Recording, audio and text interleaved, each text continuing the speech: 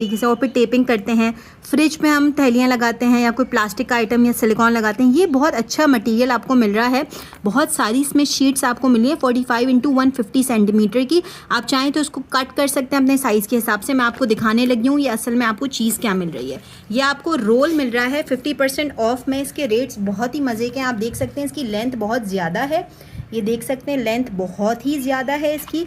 Width देख सकते हैं। मैं आपको एक ओपन करके दिखा रही हूँ यार। ये